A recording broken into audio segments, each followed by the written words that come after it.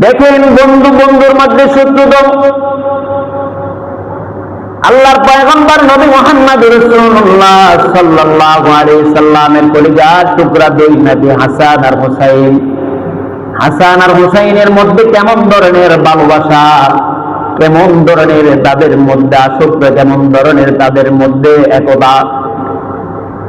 হাসান রাদিয়াল্লাহু তাআলা আনহু ছিলেন বড়, হুসাইন রাদিয়াল্লাহু তাআলা আনহু ছিলেন ছোট ভাই। 11 মাসের মাত্র বড় ছোট ছিলেন দুইজনের মধ্যে।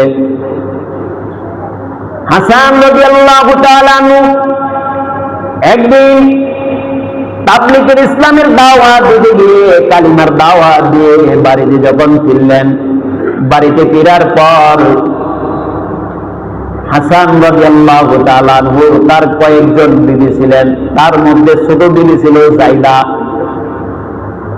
ছোট বিবির কাছে পানি চেয়েছিলেন বাসায় গিয়ে, প্রচন্ড গরমের কারণে পানির পিপাসা লেগেছেন, পানি চেয়েছিলেন।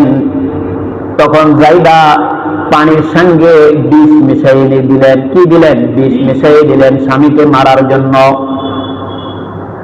যায়দা নিজের সম্পত্তির লোভে পড়েছিলেন, ক্ষমতার লোভে পড়ে স্বামীকে হত্যা করার জন্য বিষ মিশালেন পানির সাথে। যদি ইমাম হাসান রাদিয়াল্লাহু তাআলা আনহুকে যদি হত্যা করা যায়, তাহলে সেই রাজত্বের মালিক হবে, সেই সম্পদের অট্টালিকার মালিক হয়ে যাবে। বিবিদের মধ্যে হিংসা ছিল। যায়দা কি করলেন? পানি হিসেবে বিষ মিশিয়ে যখন হাসানকে যখন পানি পান করালেন, হাসান যখন পানি পান করলেন, হাসান রাদিয়াল্লাহু তাআলা আনহুর সাথে সাথে শরীরখানা নীল বর্ণের হয়ে গেল, শরীরটা কাঁপতে লাগলো। হাসান রাদিয়াল্লাহু তাআলা আনহু বুঝতে পারলেন এই পানির মধ্যে বিষক্রিয়া ছিল।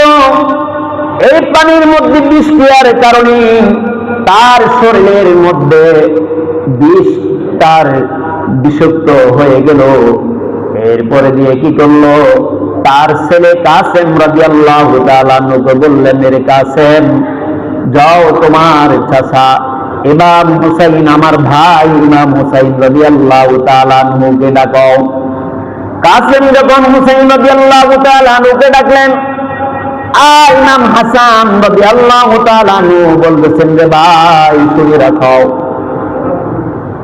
আমাকে বিষপান করা হয়েছে, আমি দুনিয়া থেকে চলে যাব, শাহাদাত বরণ করব, আমার কিছু ওসিয়ত তোমাকে বলে যায়। ইমাম হুসাইন রাদিয়াল্লাহু তাআলা আনহু বলতেছেন, ভাই আপনাকে কে বিষপান করালো, আপনি আমাকে বলে যান। দেখেন ইমাম হাসান রাদিয়াল্লাহু তাআলা আনহু উনি বুঝতে পেরেছেন ওনাকে কে বিষপান করালেন। এরপরও হুসাইন রাদিয়াল্লাহু তাআলা আনহুকে বলে নাই, বলতেছেন, ভাই আমাকে কে বিষপান করাইছে আমি বলতে পারবো, তবে আমি তোমাকে বলবো না। এর বিচার আমি কাল কিয়ামতের ময়দানে, হাসরের ময়দানে আল্লাহ পাক রব্বুল আলামিনের কাঠগড়ায় আমি এই বিচার আপিল করব। তবে ভাই তুমি জেনে রাখো, আমি যদি শহীদ হয়ে যাই, শাহাদাত বরণ করি, আমাকে গোসল দেবে, কাফন পরাবে, আমাকে জানাজা পড়াবে, আমার লাশ আমার প্রিয় নানা, কলিজার টুকরার নানা মুহাম্মদ রাসূলুল্লাহ সাল্লাল্লাহু আলাইহি সাল্লামের রওজার পাশে আমাকে দাফন করিও। তবে ভাই জেনে রাখো, যদি আমাকে যদি দাফন করতে যাও আর ওইখানে যদি বিশৃঙ্খলা সৃষ্টি হয়, যদি আমাকে যদি আমার নানার পাশে যদি আমাকে রওজার পাশে যদি দাফন করতে না যায়, তাহলে তুমি রক্তপাত করিও না, তুমি জবরা বিবাদ করিও না, আমাকে তুমি রেখিও জান্নাতুল বাকির মধ্যে। আমার নয়নের মনি কলেজের টুকরো আমার মা ফাতেমাতুজ জোহরা রাদিয়াল্লাহু তাআলা আনহার সঙ্গে সাথে আমাকে তুমি দাফন করিও ভাই। এই কথা বলার পর কিছুক্ষণ পরে হঠাৎ করে হাসান রাদিয়াল্লাহু তাআলা আনহু শাহাদাত বরণ করেছে। শাহাদাত বরণ করার পর এরপরে তাকে গোসল করালেন, তাকে কাফন করালেন, জানাজা পড়ালেন। তাকে দাফনের জন্য রাসূলের রওজা মোবারকের কাছে নিয়ে গেলেন। রাসূলের রওজার পাশে যখন হাসান রাদিয়াল্লাহু তাআলা আনহুকে দাফন করবে, হঠাৎ করে উমাইয়ার বংশরা তারা ছুটে আসলো, বলতেছেন এইখানে রাসূলের রওজার সাথে কোনো হাসানের কবর দেওয়া হবে না। ইমাম হাসান রাদিয়াল্লাহু তাআলা আনহুকে আল্লাহর নবী রাসূলের রওজার পাশে তাকে দেখা যাবে না, তাকে তোমরা নিয়ে যাও জান্নাতুল বাকির মধ্যে। ইমাম হুসাইন ছিলেন বড় শক্তিশালী। হাসান রাদিয়াল্লাহু তাআলা আনহুর চেহারা মোবারক এত সুন্দর ছিলেন, তার চেহারা দেখলে নবীজির চেহারা মনে পড়তো।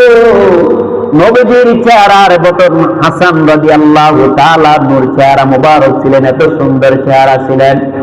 যখন এই কথাগুলো যখন বলতেছিলেন, আবু হুরায়রা রাদিয়াল্লাহু তাআলা আনহু তখন জীবিত ছিলেন। যখন উমাইয়ার বংশরা যখন রাসূলের রওজার পাশে যখন হাসানের লাশ দাফন করতে দিচ্ছে না, বাড়াবাড়ি এক পর্যায়ে হয়ে গেল। হাসান রাদিয়াল্লাহু তাআলা আনহু খাপ থেকে অস্ত্র বাহির করলেন, রক্তাক্ত করবেন, যুদ্ধ হয়ে যাবে। এর মধ্যে হঠাৎ করে আবু হুরায়রা রাদিয়াল্লাহু তাআলা আনহু হুসাইনের হাত ধরে বলতেছেন, ওরে হুসাইন, তোমাকে নবীজির আদেশ ছিল। হাসান রাদিয়াল্লাহু তাআলা আনহু বলেছিলেন, যদি রাসূলের রওজা মুবারকের পাশে যদি দাফন করতে না দেয়, তাহলে তোমার আম্মা জান কলিজার টুকরা নয়নের মণি ফাতেমা জোহরা রাদিয়াল্লাহু তাআলা আনহার পাশে তুমি হাসানকে দাফন করো। সুবহানাল্লাহ। হুসাইন রাদিয়াল্লাহু তাআলা আনহু শীতল হয়ে গেলেন, কাঁধে করে নিজের আপন ভাইকে লাশ করে হাসান রাদিয়াল্লাহু তাআলা আনহুকে নিজের কাঁধে করে নিয়ে গেলেন, জান্নাতুল বাকির মধ্যে নিয়ে গেলেন। আম্মা জান ফাতেমা জোহরা রাদিয়াল্লাহু তাআলা আনহার কাছে খবরটা করে হুসাইনকে মায়ের সাথে দাফন করে দিলেন। সুবহানাল্লাহ। আজ পর্যন্ত হুসাইন রাদিয়াল্লাহু তাআলা আনহু মায়ের সঙ্গে শুয়ে আছেন জান্নাতের বাকি। সুবহানাল্লাহ। দেখেন কেমন ধরনের তাদের আসক্ত ছিল, ভালোবাসা ছিল।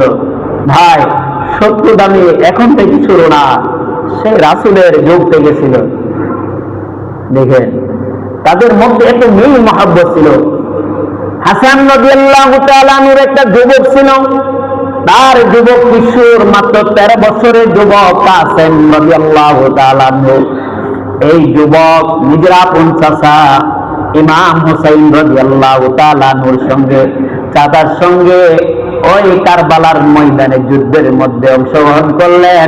এই কাসেম হাসানের পুত্র।